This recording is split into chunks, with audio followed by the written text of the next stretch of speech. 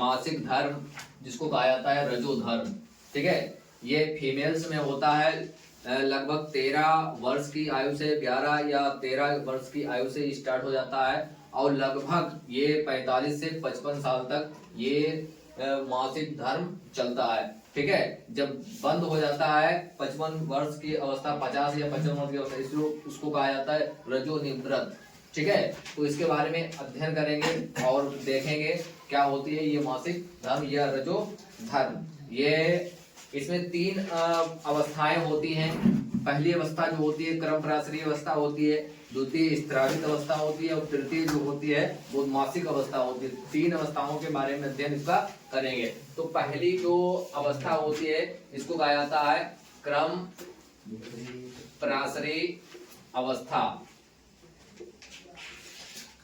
क्रमप्रासरी अवस्था, इस अवस्था में जो होता है यह अवस्था जो है वो FSH, जिसको कहा जाता है FSH, फॉलिकल स्टिमुलेटिंग हार्मोन, ठीक है, इसको प्रेरित करता है ताकि इसमें एस्ट्रोजन का निर्माण होता है, ठीक है।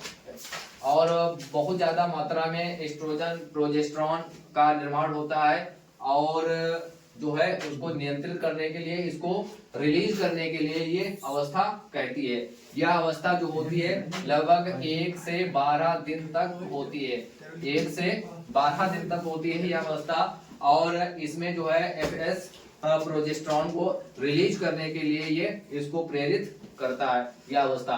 जो दूसरी अवस्था होती है वो होती है जिसको कहा जाता है स्त्रावित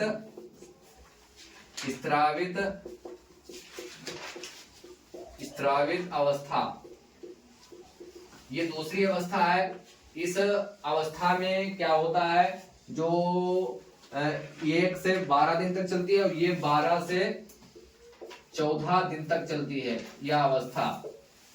इसमें जो होता है फॉलिकल स्टिमुलेटिंग हार्मोन्स, ठीक है, जिसको कहा जाता है इससे बहुत ज्यादा मात्रा में एस्ट्रोजन और प्रोजेस्टेरॉन निकलने लगते हैं।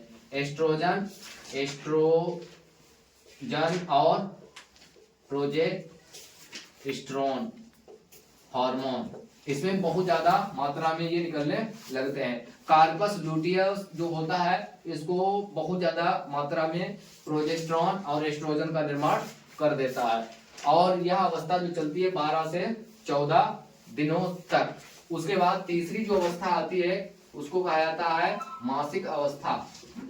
मासिक अवस्था या प्रारंभिक मासिक अवस्था की अंतिम अवस्था होती है और जो अंतिम अवस्था की ये प्रारंभिक अवस्था कही जाती है। इस अवस्था में जो होता है कार्पस लुटियस जो होता है कम एस्ट्रोजन और प्रोजेस्टेरॉन की वृद्धि रुक जाती है, कम हो जाता है, जिससे कार्पस लुटियस ये डिस्ट्रॉय हो जाता है, नष्ट हो जाता है, जिससे अगर निषेचन नहीं होता है तो फिर जो रक्त स्त्राव होता है जो 5 दिनों तक होता है, रक्त स्त्राव 5 दिनों तक, ठीक है। लगभग 28 या 29 दिन की ये मासिक पूरी प्रक्रिया होती है, 28 से 29 दिन की।